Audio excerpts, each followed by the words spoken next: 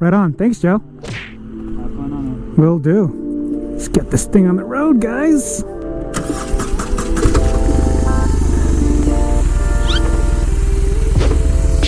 Just the mirrors. Interesting.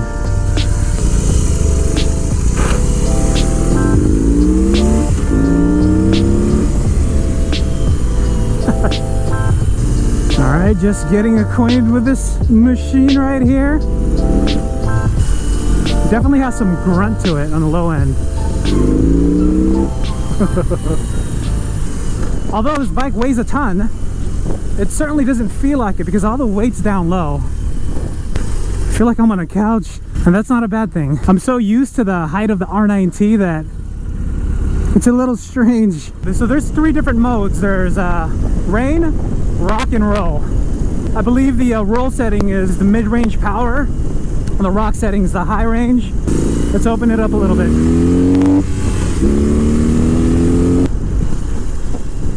Now, if I could just figure out how to change the modes here.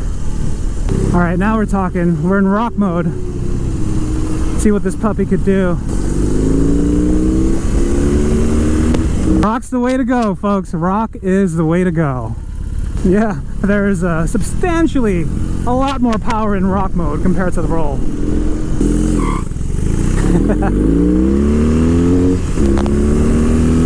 You could definitely feel the low end torque kick in. On the mid-range, it's really smooth as butter. This thing has a nice punch to it. I dig it.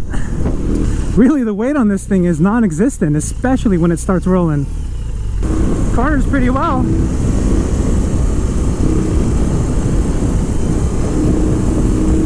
This has to be one of the funnest cruisers I've ever ridden. There is, however, a lot of vibration I'm feeling on the handlebars and on the foot pegs. Dampening feels good. It actually absorbs the bumps really well. Feature that you would expect on a cruiser like this. The opposing boxer twin still slaps you around left and right. A signature from BMW's Heritage lineup. So I'm gonna leave all the specs for you on the screen because honestly, I can't memorize all of it. I'm gonna end up telling you guys fake news. This is quite fun. I'm actually enjoying myself on this thing. It's a different kind of fun. Say, if you were to put an engine on your couch, this is exactly how you would feel. Honestly, at first glance, I was a little intimidated because it was so big and the weight was so much. Really? You don't even feel it. You don't feel any of it. Of course, you know, once you're over 15 miles an hour, it turns into a feather. But I'm not about to do a slow maneuver test because who does that?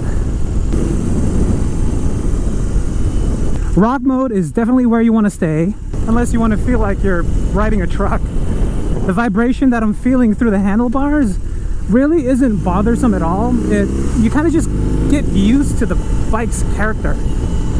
It's built that way. This has a very ergonomic riding position, as it should be because it's a cruiser, and you can expect to take this cross country with no problem. The saddle is wide enough to where you really feel like you're on your favorite sofa. The only issue that I could perhaps foresee is if you live in a city and there's a lot of traffic that you have to maneuver through. It may be a little bit more challenging to sliver through splitting lanes because of its girth.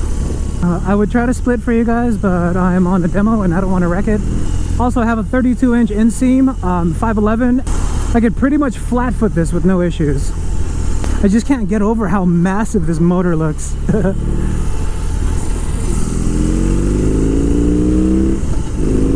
This is air cooled, but I don't at all feel any heat on my legs.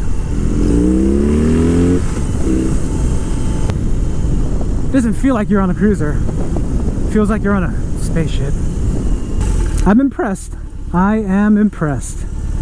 If only all cruisers were made this way. I think BMW is onto something here. Well guys, I hope you enjoyed this first ride experience on this pretty cool bike. Because I sure did. Do me a favor and go test one out for yourself. And make sure you visit Ruth at West Valley Cycle Sales. Tell her Sidestand sent you. Actually, it's quite easy to maneuver around. Unless you have the body of a 12-year-old.